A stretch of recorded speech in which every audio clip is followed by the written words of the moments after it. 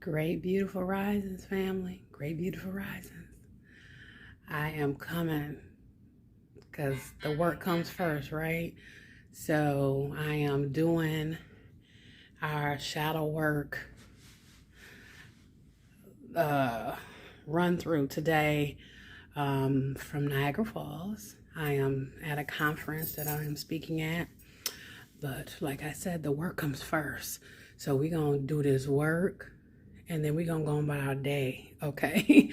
From the last video, I took some time because we talked about recognizing our shadow self, right? So for me, something that I recognized is that I still have some guilt or some residual guilt from being a people pleaser at some point. I'm long way from there, but I had to disappoint somebody recently by saying no. And it ate me up, and I'm like, what you meant? What? Like, what is going on here? So yeah, that was something that I obviously still need to check in on. It was a tender moment, maybe because of the relationship, maybe because I am trying to make efforts to be more social and I couldn't. It could have been a lot of things, but I recognized it in that moment. And I was like, I had to get with myself and say, it's okay. It wasn't like you were lying or anything to get out of it. The situation is just life happened the way it happened for you. And that's okay. I couldn't beat myself up over that. So today we're going to be getting into integrating your shadow self and emotional triggers. It's not going to be too lengthy as I have to get ready, but it's some very interesting stuff. But before we do that, I need y'all to see my view. Beautiful, right? Yes, water. Okay, so let's just get into it. I'm just gonna go through the book. So integrating your shadow self. Emotional freedom techniques, EFT, tapping into a powerful therapeutic tool that combines elements of cognitive therapy and acupuncture. It can be a valuable method for integrating your shadow self and facilitating deep emotional healing. By combining specific tapping techniques on Mettern points with focused attention on unresolved emotions and beliefs, EFT can help release energetic blocks, promote self-acceptance, and facilitate the integration of shadow aspects. Have any of you guys done tapping? I've heard about it. I've seen it on some videos or whatever. I've never done it myself. Something interesting to for sure. In this guide, we will explore how to use EFT tapping as a means of integrating your shadow self and promoting holistic healing. Identify the shadow aspects you wish to integrate. Reflect on self-emotions, beliefs, or memories that arise when you think about these aspects. Learn the basic tapping points. Familiarize yourself with basic tapping points used in EFT. These points include the top of the head, crown chakra, the eyebrow, third eye chakra, side of the eye, under the nose, the chin, the collarbone, that's in between the throat chakra, and under the arm. Interesting.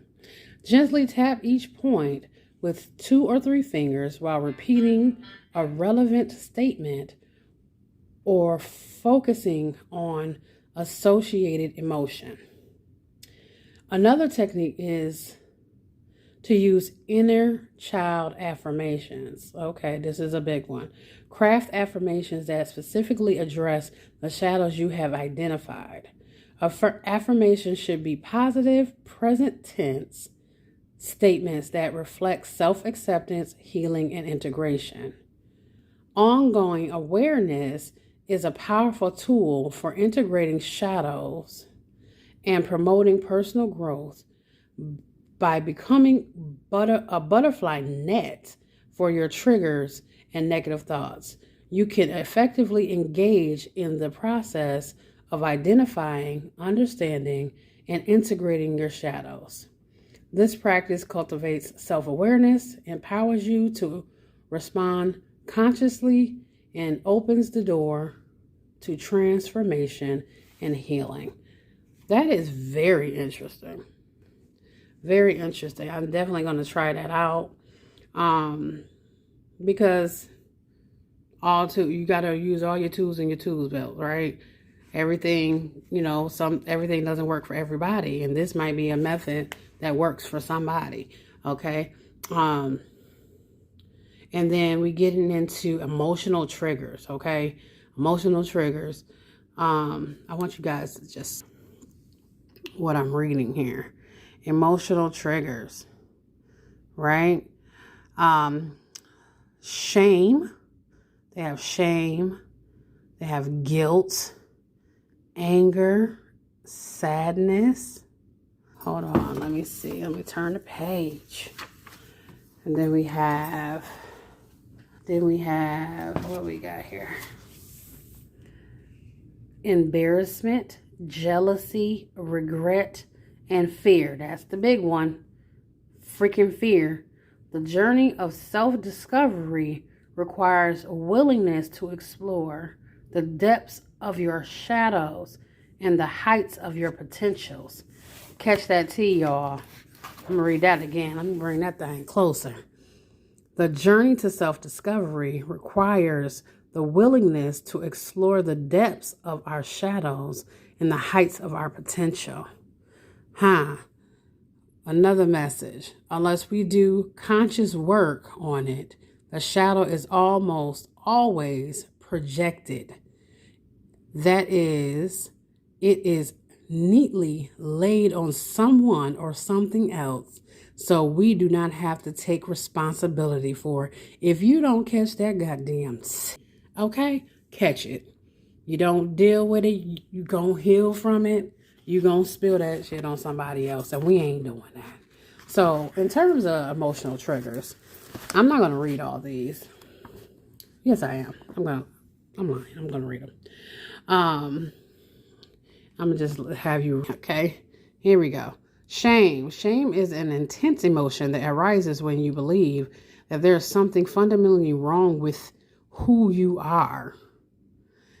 That's what I was I think that was kind of my issue when I recognized that guilt I had. I think it was part guilt and shame, because it's like you say you want to do this thing, but then you get an opportunity to do it and then can't do it. So it's like, oh, damn, what's wrong with me? Here, okay, where we at? It is a deeply painful and isolating experience that can stem from the feelings of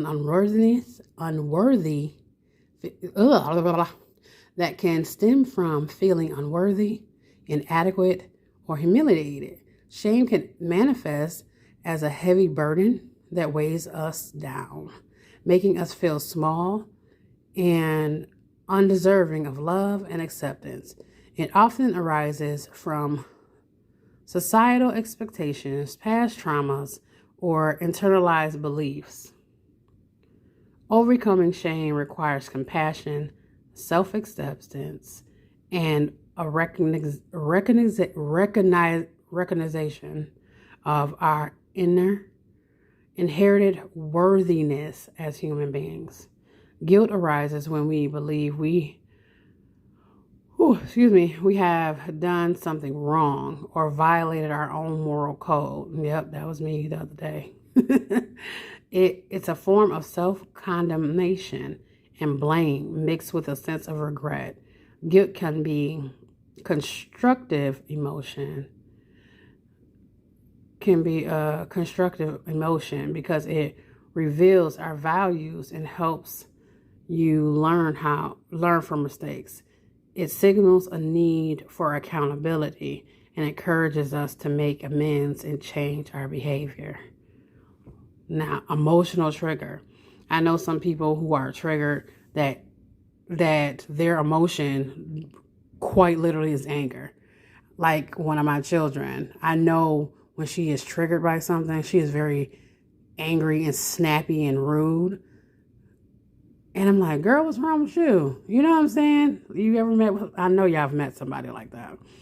Anger is a powerful and complex emotion that spurs in response to perceived threats, injustice, or frustration. That be the one.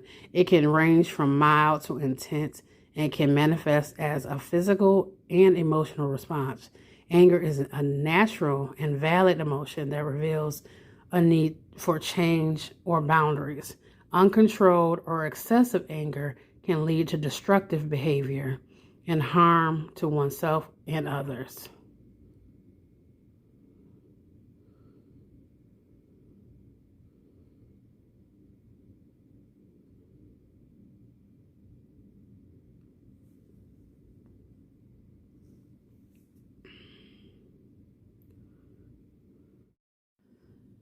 And then we have sadness. Sadness is a deep and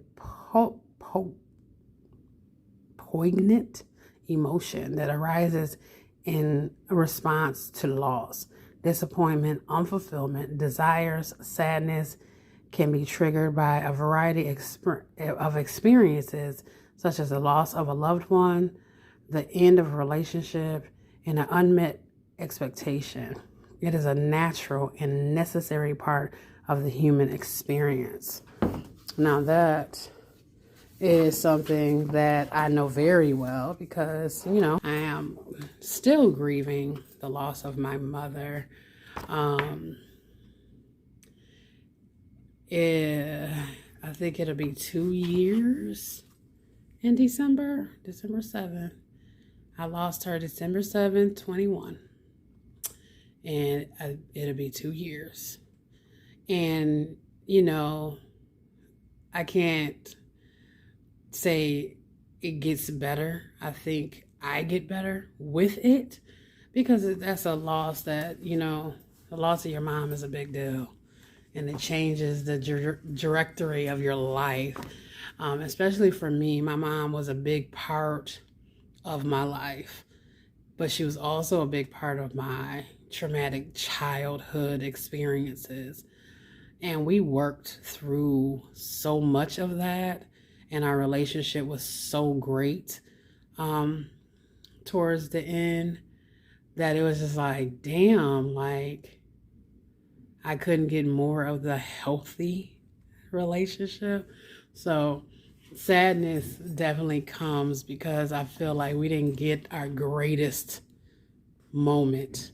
We didn't have enough of the healthy, and yeah, sadness is sad. That right there is definitely a trigger. Emotional trigger for me. I think that's probably number one. And then we have embarrassment. This emotion stems from feeling self-conscious, awkward, or humiliated in social situations. It often happens when you think you have violated social norms. Ongoing embarrassment can lead to feeling shame and a desire to hide. Fortunately, that's not really one that has ever really affected me. I've always been pretty comfortable in my own skin in terms of doing things the way I want to do them. I don't really deal with norms. I mean, I have norms. Everyone has norms, for themselves, but I never really cared about going against what other people thought was normal. So for those who do, understand that that is a trigger. Embarrassment is a trigger for some aspect of shadow, and you might want to dive into that. And then there's jealousy. Jealousy is a cover-up emotion. It masks itself as anger or judgment when underneath it's sadness and dissatisfaction of self. Damn. So be gentle with your haters. They just trigger. It can lead you to compare yourself to others and protect what you have, And then there's regret. Regret occurs when you feel sadness over a past action or decision. The truth is that most people regret what they did not do more than what they regret what they did. That's a fact. That's a fact for me anyways. I regret not doing something more than what I've done, because in reality my motto is do no harm, take no shit. Okay, so I'm not walking around hurting people on purpose, you know what I'm saying? But that decision you did, you could have did, then woulda, coulda, shouldas, yeah, regret. And then fear. I don't even gotta read this. We know what fear is. Fear is that motherfucker that's gonna keep you from fulfilling your purpose, period. Okay, but I'm gonna read it anyway because the book says so. Fear is the primal and powerful emotion that arises in response to perceived threats or danger. It triggers a domino of psychological and emotional responses to keep you safe. Fight, flight, freeze, all that jazz. Yeah. Fear can serve as a protective mechanism, but irrational fear can limit your experience and growth. Overcoming fear involves understanding its root causes, challenging irrational beliefs, and gradually exposing yourself to feared situation in a safe and supportive manner. That concept, the saying, face your fears. People having fear of heights and then go jumping off of damn airplanes and stuff. That's a concept. That's something that people actually do to face a fear. Another thing you can do to face a fear is do it scared. Like what I'm doing right now is beyond me. Okay, I don't know how I'm doing it. I don't, I never saw myself being one to be in front of a camera talking to people about healing, life, all that jazz. This is a social world, social media, all these, everything's digital. When it comes to my purpose and what God has called me to do, to inspire, to help people through their healing journey, through my own journey, through my own life experiences, the shit was terrifying to even think about. But here I am. Here I am, fulfilling the purpose, doing the work, because we have to face our fears. We got to face our emotional triggers. And the only way to heal properly is to deal properly. You feel me? Okay, so look at unconscious. Okay, this is the unconscious. The unconscious deals with the patterns and the habits. I'm big on patterns. I am a mad scientist of sorts, and I'm an observer of people, places, and things. And the biggest thing you can tell, the saying, don't trust the words, trust the actions. Me, is trust the actions, trust the patterns, because the patterns will show you more than you can even imagine. Your emotions, the way you protect yourself, controls of your bodily functions. Interesting. Your belief systems, your desires, blaming, denying, lying, attachments to things, thoughts, and feelings. This is your unconscious mind, right?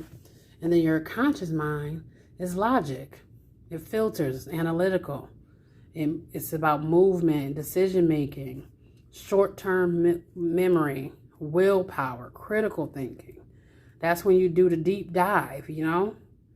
You know what I'm saying? You gotta, your shadows are here, when you want to integrate them, you want to move to a more here.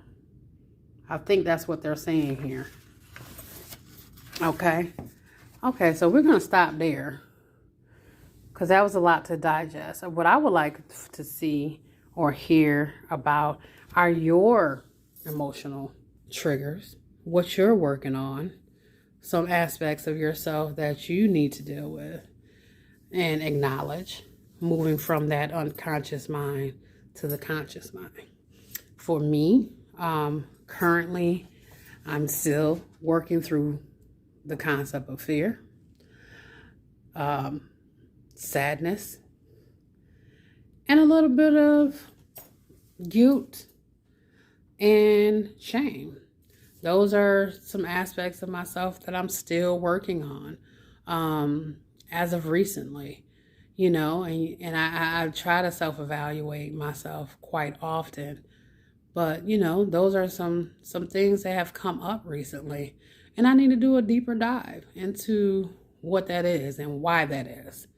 And I hope you guys do the same.